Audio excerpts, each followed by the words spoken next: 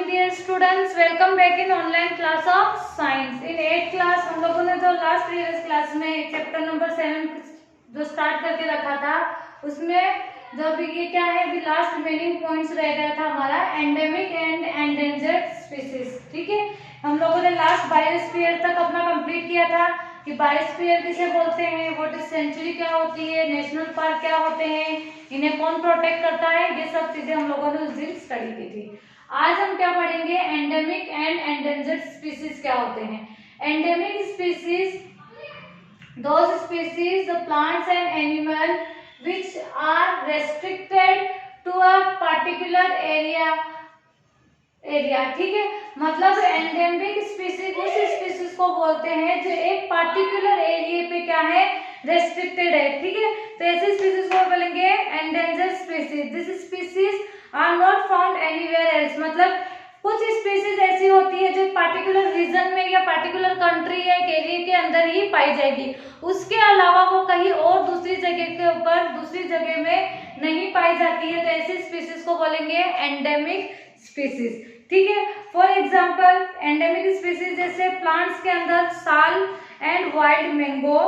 Similarly endemic found in fauna यानी animals के अंदर bisons, Indian giant, squirrels and flying squirrels, है ना, ये कुछ ही रीजन में पाई जाती है। जैसे पचमढ़ी बायोस्फीयर रीजन में, जो पचमढ़ी बायोस्फीयर रीजन है, जो उस रीजन के अंदर साल और वाइल्ड मैंगो जैसे प्लांट्स जो है वो सिर्फ उस ही रीजन में पाए जाते हैं, बाकी के और कहीं पर भी वो साल और वाइल्ड मैंगो वाला प्लांट्स नहीं होंगे। इसी तरीके से एनिमल्स के अंदर जैसे बाइसन हो गया, इंडियन गैंट स्क्विरल हो गई एंड फ्लाइंग स्क्विरल हो गई, ये तीनों एनिमल्स ऐसे हैं जो खाली सिर्फ पचमढ़ी बायोस्फीयर रीजन में ही मिलेंगे। इसके अलावा आपको अदर देन और किसी भी रीजन्स में ये एनिमल्स नहीं मिलेंगे।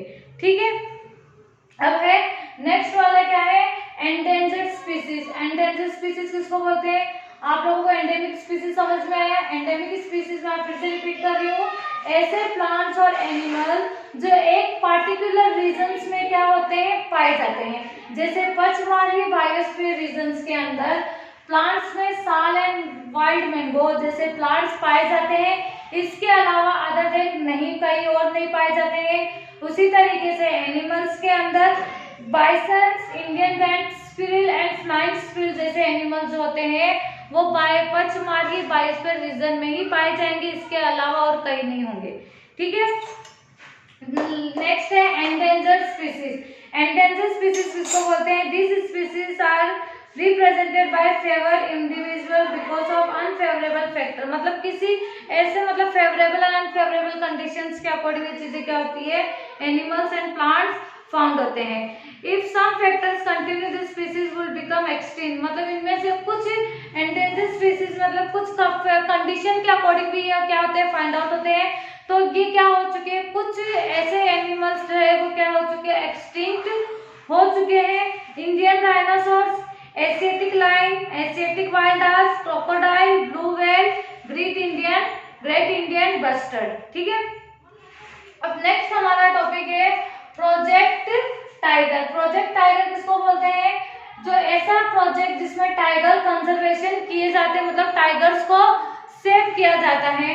1973 में इंडिया में ये प्रोजेक्ट टाइगर स्टार्ट किया गया था, जब जिस वक्त हमारे देश की जो प्राइम मिनिस्टर थी इंदिरा गांधी, उनके वक्त में ये प्रोजेक्ट टाइगर क्या किया गया था, स्टार्ट किया गया था।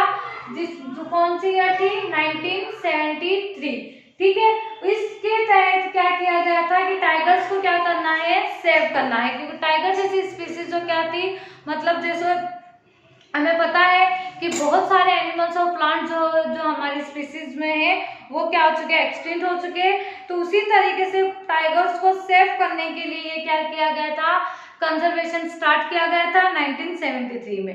ठीक है, in India and estimates of the tiger population in India at the century placed figure around मतलब 40,000 around in India. Okay, and 9 tigers were established which revealed that, मतलब जब स्टार्टिंग में जब ये रिजर्व हुआ तो मतलब अराउंड 9 टाइगर शेयर किए गए। धीरे धीरे ये जो टाइगर प्रोजेक्ट जो है वो उसमें क्या किए गए, टाइगर की जो पॉपुलेशन उनके अंदर इंक्रीजमेंट हुआ। टाइगर जो मतलब पहले जो रिड्यूस होने हो रहे थे धीरे धीरे, जब से टाइगर प्रोजेक्ट स्टार्ट किया गया उसमें देखा गया कि टाइगर जो है वो क्या होते जा रहे, कंजर्व होते जा रहे और उन्हें काफी हद तक क्या किया गया, सेव किया गया। ठीक है, नेक्स्ट है हमारा red data book. Red data book किसको बोलते हैं, मतलब ऐसा कंटेंट, ऐसे प्लांट्स और एनिमल्स का कंटेंट जो स्पीसीज क्या है, थ्रेटेंड यानी खत्म होने की कतार पर है, जिसको वो स्पीसीज जिनको खतरा होने का मतलब खत्म होने का जो खतरा होता है, मतलब ये कि मतलब अभी जैसे कुछ प्लांट्स और एनिमल्स है अभी कुछ दिनों तक है फिर नहीं रहेंगे, या उनकी जो क्या बोल सकते हैं उनकी जो स्पीसीज है वो खत्म हो रही है, तो ऐसे स्पीसीज का रिकॉर्ड किस में रखा गया है, रेड डेटा बुक के अंदर, जो कहाँ पर है, स्विट्जरलैंड के अंदर मेंटेनिंग की गई है। IUCN नाउ WCU मतलब स्विट्जरलैंड के अंदर इसका जो हेडक्वार्टर जो होता है वो कहाँ पर है, स्विट्जरलैंड के अंदर है, जिसके इस बुक को नेम दिया गया है रेड डेटा बुक। इसके अंदर contains records of threatened species of animals and plant, मतलब एनिमल्स और प्लांट्स की जो थ्रेटेंड स्पीसीज है, ऐसी स्पीसीज जिनको खतरा होने का क्या है, खत्म होने का खतरा है, उनका रिकॉर्ड किया गया है। तो अराउंड एनिमल्स के अंदर कितने हैं, 3000 एनिमल ऐसे जो क्या है थ्रेटेंड स्पीसीज है, और प्लांट्स के कितने हैं 20,000। ठीक है, अब इसमें एनिमल्स के जहाँ पे 3000 से उसके अंदर 497 तो क्या है मैमल्स है, 1937 बर्ड्स है, 343 क्या है फिशेस है, 50 क्या है एम्फीबियंस है, 170 रेप्टाइल्स है एंड 1355 क्या है इनवर्टिब्रेट्स है। इतने एनिमल्स की क्या है इसमें लिस्ट है। ठीक है, और प्लांट्स के अंदर in India has the maximum number of threatened species in this book, और इंडिया का इस बुक के अंदर क्या है, मतलब जो इंडिया के अंदर सबसे ज्यादा जो थ्रेटेंड स्पीसीज का जो रिकॉर्ड जो आ रहा है वो किसका है, इंडिया का है। ठीक है, the number of threatened plants in 474, अब थ्रेटेंड प्लांट्स के अंदर 474 तो क्या है wild, that of animal is over and 100 while that of animal is over 100 example picture plants Indian podophyllum snow orchid and ठीक है, ये सब प्लांट्स क्या है इसमें मतलब थ्रेटेंड स्पीसीज पर है। अब एक बुक और इसमें है, a green book has also been published which give a list of plants growing in protected area. क्या नेम है इसका, ग्रीन बुक, क्या नेम दिया गया है, ग्रीन बुक।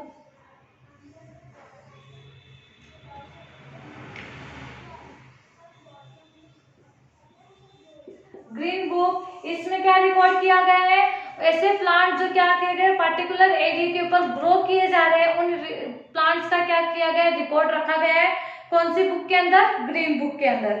ठीक है, अब नेक्स्ट पॉइंट है हमारा माइग्रेशन। माइग्रेशन क्या होता है, it is a movement which may be either seasonal or a part of single life. Migration किसको बोलेंगे, लाइफ का वो पार्ट जहाँ पर क्या करते हैं एनिमल्स क्या करते हैं मूव करते हैं, विच में भी एदर सीजनल मतलब सीजन के अकॉर्डिंग भी, या फिर वो उन लोगों के पार्ट ऑफ लाइफ साइकिल के अकॉर्डिंग भी, मतलब उनकी फीडिंग और ब्रीडिंग हैबिट के अकॉर्डिंग जो एनिमल्स क्या करते हैं माइग्रेट करते हैं, उसे क्या बोलेंगे माइग्रेशन। ठीक है, अब माइग्रेशन करने के बर्ड्स माइग्रेट क्यों करते हैं, there are following reason, climatic change.